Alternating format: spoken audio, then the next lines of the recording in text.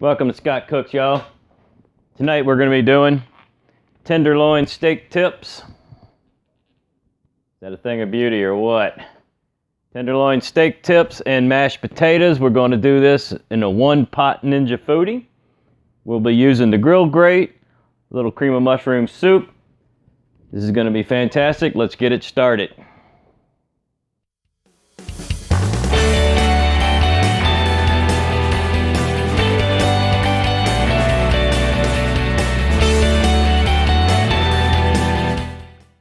First thing you want to do is get 1 cup of water in the Ninja Foodi. I already put it in. To make life easy, go ahead and throw the Foodi on sear saute on high. Start warming the water. This will make the pressure cook start up faster for us. Warm water or hot water, she'll come right to pressure. While we're waiting for the water to warm up, let's go ahead and get these potatoes cut up. 3 good-sized white potatoes. I'm going to cut them into chunks. That'll help soften them up a little better. They're in the pressure cook. I'm just going to clean these up a little bit. We've got a couple little spots on them. Let's make sure you can actually see me. Hey. All right, we're just going to cut these up into some chunks. I'm going to leave the skin on. We do like skin on mashed potatoes around here. If you don't, peel them first. All right, we're going to put the potatoes right down in the bottom of the Foodi in the water. We'll just scoop them out later. And we're going to put our steak up on the rack to keep it out of the water. Just rough cut some big old chunks. We just want to get it softened up.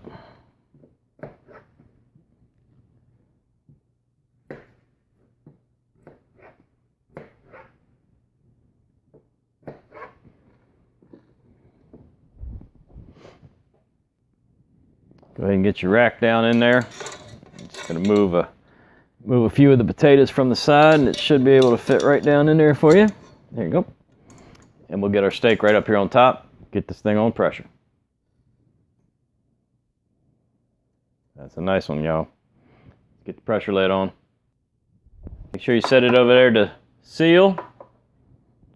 Switch your Foodi over to pressure. Keep it on high. Set it for 10 minutes, let her go. Since we were warming the water, it should start up pretty quick.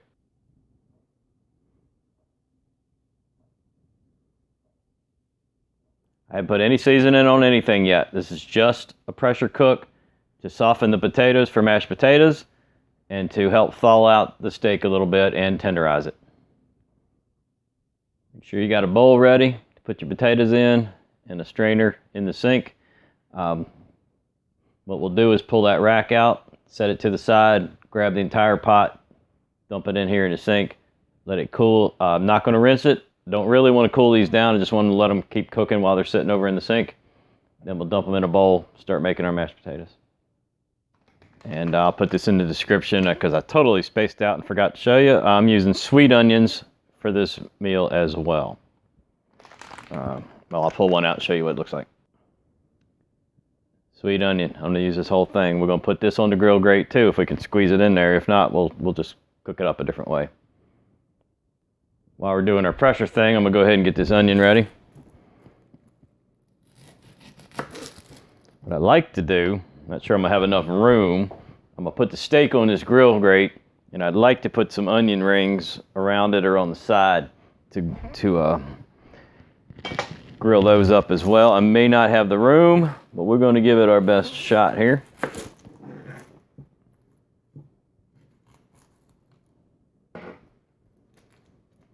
Love a sweet onion. Smell is fantastic.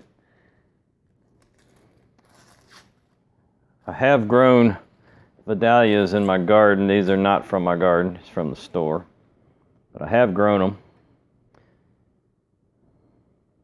And I do enjoy them. So if you're going to grill something, just like on your outdoor grill, you want a fairly thick piece here. We can cut them up thinner later on. Just leave that. That's pretty thick. And that's kind of the way you want it. It's like an onion steak.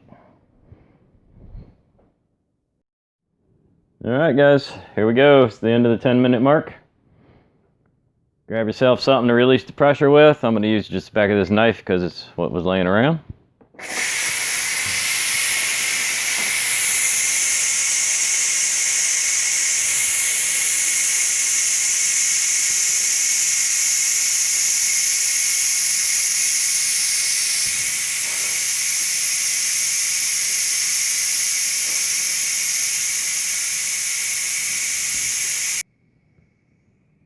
Okay, the pressure's about off. Gotta wait for that button. There she goes. Button down, lid off. Rock it back and forth a little bit. Get the liquid out. Drop it down. Grab yourself a couple pot holders or something. I'm gonna spin this rack around real quick. The steak looks great. It smells fantastic. Let's get that out of the way. Guys, not sure you can see this, but I'm heading for the sink. Back in a minute.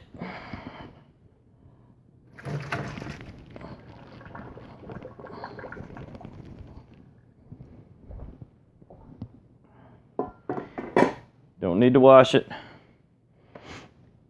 Okay, let me show you what we're going to do now. This is the stand that goes under the basket that comes with the Foodi. We're going to roll it over and lay the grill grate on top. Let me demonstrate.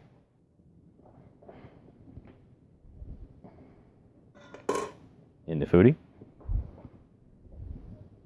Right on top. Be a little careful though. This has some sharp edges. You don't want to scratch your Foodi up. Alright, what we got to do now is preheat this guy. We want to get it hot. Real hot. Let's do that. Let's get that guy hot. First thing I'm going to do is close our lid. Throw it on broil. Defaults to 10.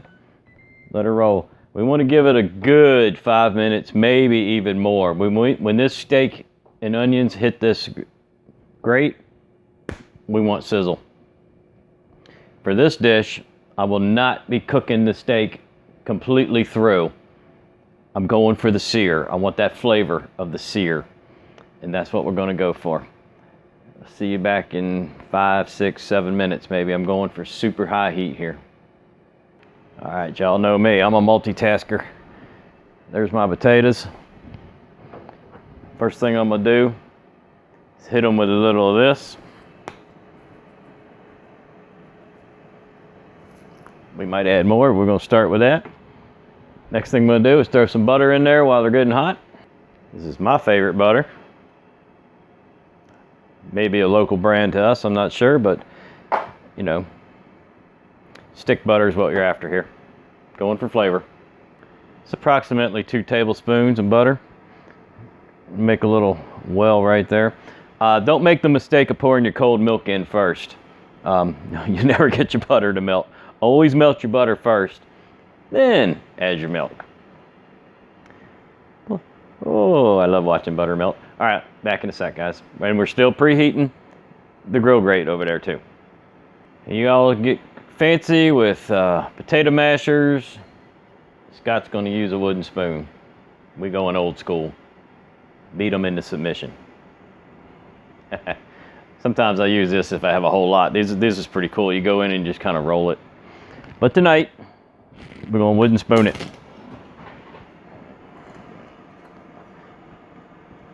Get a couple of these hot potatoes up on top of that butter. There we go. Melt it right down. All right, normally it is not necessary to spray the grill grate after you use it a bunch of times. But because I'm throwing onions on it, I'm just going to hit it with a little Pam. I'm working kind of fast here. Sorry if you missed something. But we don't want to lose that heat we just made.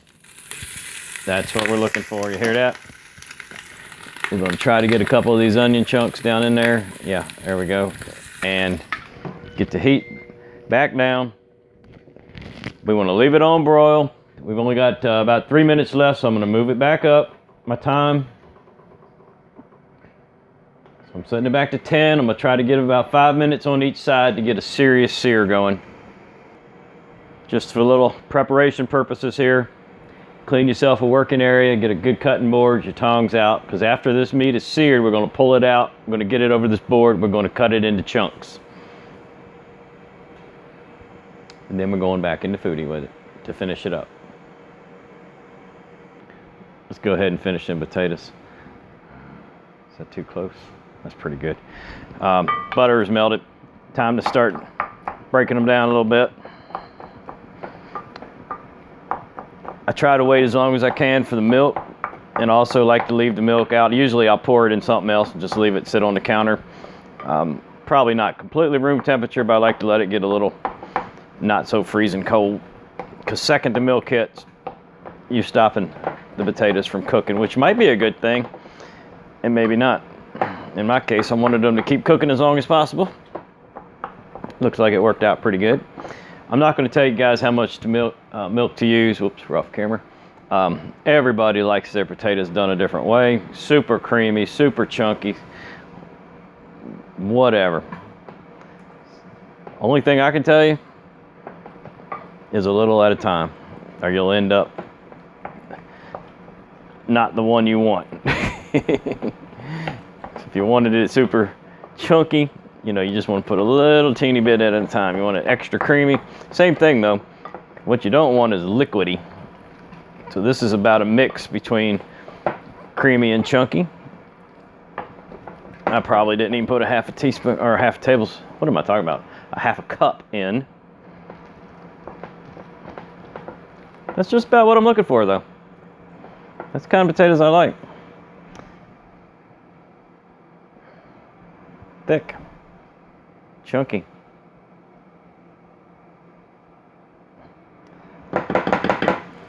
We'll be serving the tenderloin tips with the mushroom gravy over top of these potatoes. So there'll be a blob of potatoes in the middle of the plate, and then the gravy and meat go right over top of it. This is going to be so good, y'all. I just can't wait. For now, you can just set the potatoes aside. You can reheat them again in the microwave if you want later on. Throw a lid on them, let them keep them warm, whatever. We're not going to be too much longer over in the Foodi with this stuff. Oh my gosh, it smells so good. Woo! All right, now them onions are going to cook faster than this meat. So let's take a look and see where we're at. We'll flip the onions now. I probably could have waited now that I see. So I'm getting the marks on them. I'm going to let the meat go for another minute and a half. I'm going to do 5 minutes on each side.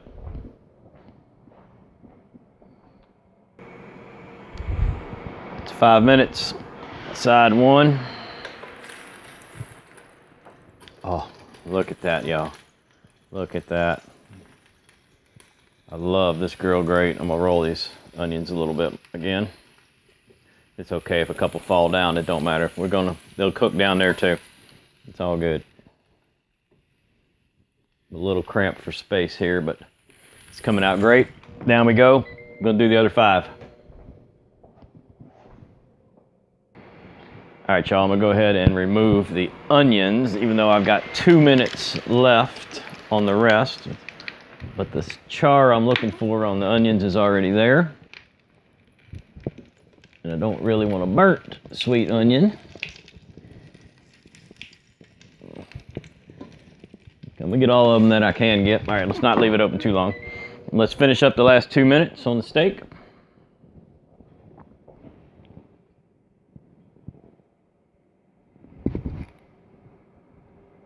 And we'll get to work on the rest of this meal.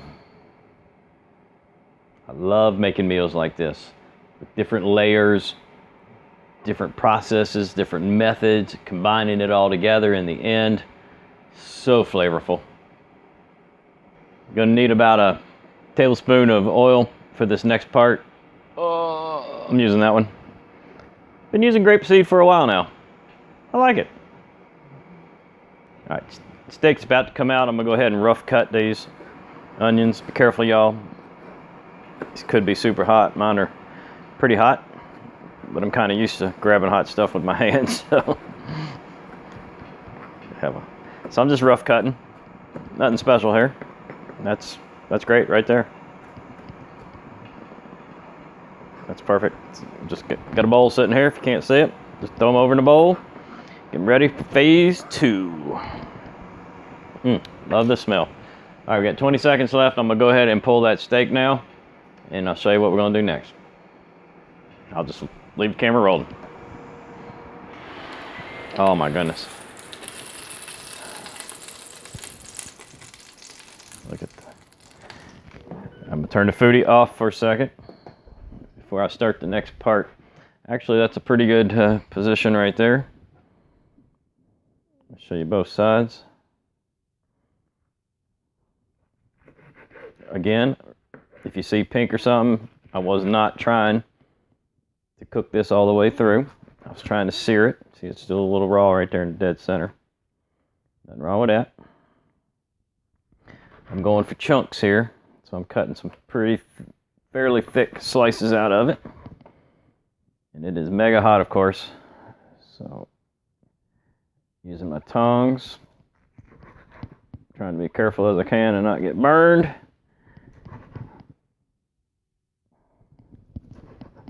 little hard to cross cut it against the grain when it's so hot like that.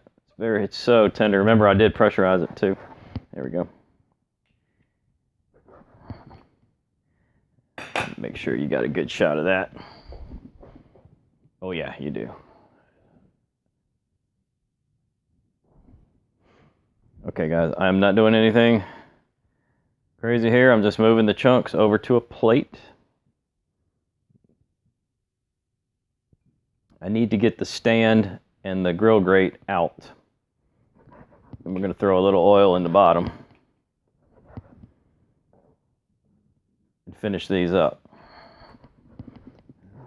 And again, why did I use the GrillGrate? Why didn't I just sear them in the bottom? I could have seared them in the bottom, but I wouldn't have got this char on the edge. And this char on the edge is what I wanted. It's what I needed. It adds that flavor profile and that texture that I really wanted for this meal. And sometimes, in my opinion anyway, it's worth it to go the extra mile and take the extra time for that right there. This char right there. When you bite into that piece, and you're not going to get that just throwing it in the bottom of the Foodi on sear saute. You're not going to get that. Fantastic. All right, I'm going to get the GrillGrate out and get the Foodi ready for you. All right, I pulled everything out with the tongs. Be very careful. You know this stuff is smoking hot. So I got a little bit of the grease from the steak that dripped off the GrillGrate already in there. So I don't need hardly any oil. Not even, maybe a 1/4 tablespoon there. All right, Foodi on, sear saute, medium, and she's already hot. You can see it sizzle, so we don't need to wait around. Go right on in with it. Right on in with it. And right on in with the rest of them onions. We want all them flavors combined in here. All right, let's cook the meat all the way through. You see most of the pink is gone just from sitting. For 2 or 3 minutes it finished cooking while it was sitting over on the plate. So this is almost ready already.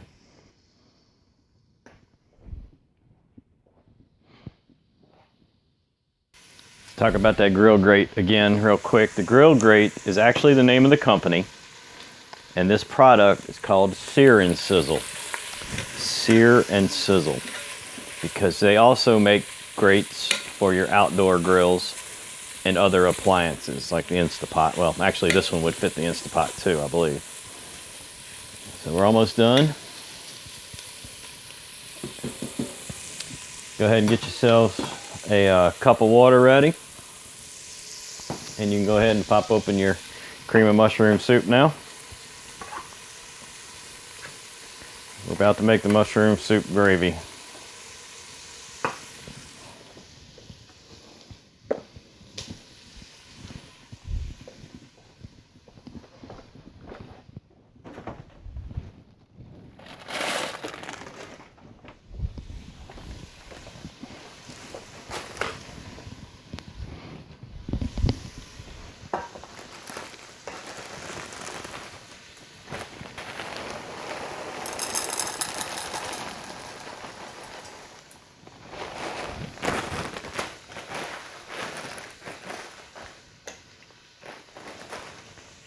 I'm getting my green ready too. I'm having fresh frozen peas. Now you could throw the peas in here with this. You could. I've tried that experiment. It's fine. But since I'm going to be serving this over top of mashed potatoes, I decided to do the peas separately. So I'm just going to do them on the stovetop.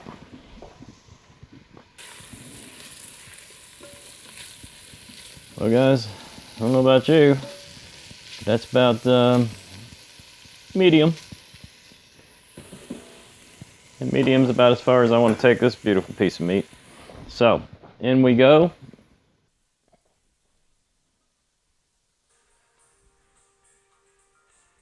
In we go with the, I hope you didn't hear that phone call. In you go with a cup of water.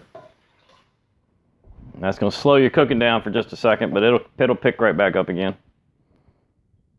Get whatever brand or flavor of mushroom soup you guys like. This is a low sodium version. Always a good option, especially when you're using other seasonings that have salt in it. And you know I used the pink salt earlier on in the potatoes. There you go. Just leave it on medium. Temperature will come right back up. This will all combine. Beautiful creamy texture as soon as the heat gets back up on it.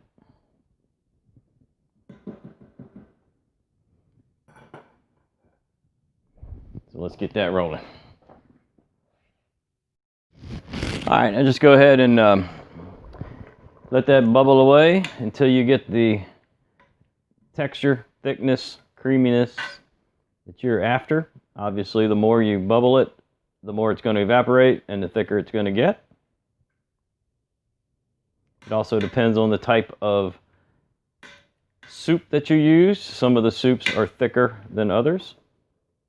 So again, I'm sorry I cannot give you a time on that. It's just really how let it go as long as you want.